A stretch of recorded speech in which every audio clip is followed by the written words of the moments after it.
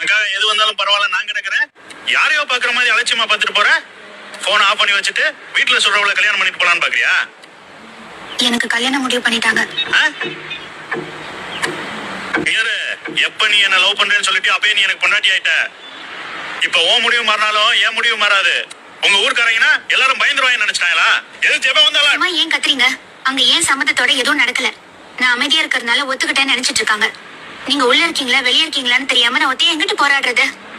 அக்கா சித்தி அத்தனை ஆளுக்கு அவங்கவுங்க அனுபவன்ற பேர்ல ஏன் புத்திய செலவு பண்ணாங்க. இங்க உள்ள இருக்கிறது என்ன கரையா? தோச்சனே போறதுக்கு பிரச்சனை வந்த உடனே விட்டுட்டு ஓடணும்னு நினைச்சிருந்தா அவங்க பண்ணதெல்லாம் காதலே கிடையாது. எனக்கு நீங்க தான் உசுருன்னு நினைச்சிட்டு இருக்கேன். தைரியமா வீடேறி வந்து கேட்டு முறைப்படி கல்யாணம் பண்ணாலும் சரி, இல்ல அது சரியா வராது வா எங்கேயாவது போயிடலான்னு வந்து கூட்டிட்டு போனாலும் சரி, நான் எல்லாத்துக்கும் ரெடி தான். ஏன்னா நானும் உண்மையாதான் லவ் பண்றேன். இனியும்